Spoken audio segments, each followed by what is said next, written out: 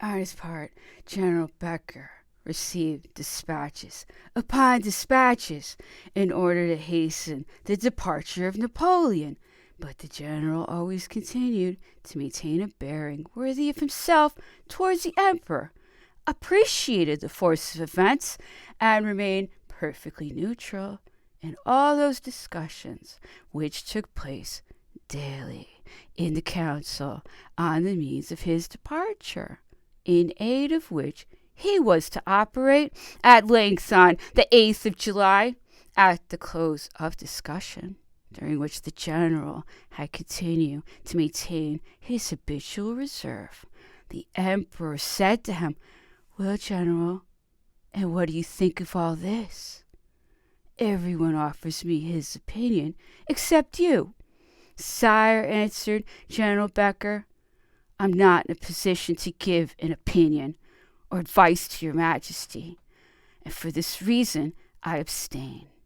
In a case so important, and in which there are chances to run, I might perhaps have reason at some future time to reproach myself with the consequences of my advice in the resolution adopted. Should that resolution, instead of conducting you to America, cause you to fall, oh my goodness, into the power of the English, nothing worse than that, the only advice which I dare venture to give your majesty is that of adopting a prompt determination and of carrying into effect as speedily as possible the plan which you may adopt.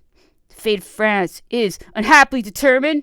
Your majesty may wait till agents are sent in your pursuit.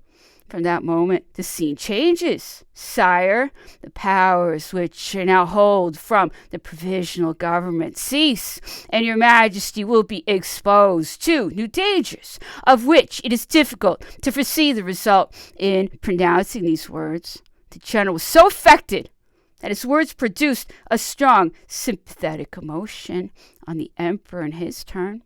"But, general," said he, "should these events occur, you are incapable of giving me up?" "Your majesty," answered General Becker, "knows that I am ready to lay down my life for you. In such a case, however, my life would not save you.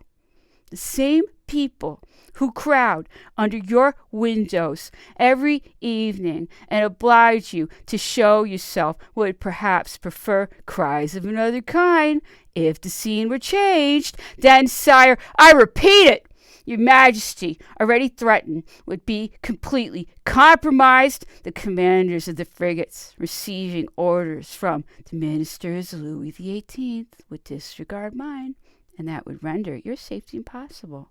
Reflect upon the urgency of the circumstances. Sire, I beseech you." "Well," said the emperor, "since it is so, give the necessary orders for proceeding to the Isle of Aix." The general obeyed, and then wrote as follows to the provisional government: Rochefort, July 8th, 1815. "I have already informed the commission of government that the emperor arrived at Rochefort on the morning of the 3rd instant, and was only waiting for a favorable conjuncture to put to sea. Contrary winds and the increased force and redoubled vigilance of the English cruisers have rendered it impossible for any ships to sail from the Pertuis.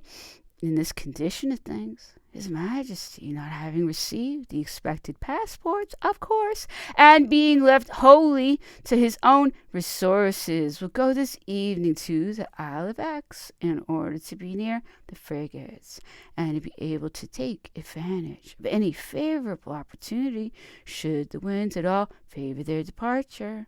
As to the person of the Emperor, which your Excellency has anew placed under my responsibility by your dispatch of the 4th instant, all necessary precautions are taken to guarantee Napoleon against the attempts of his enemies.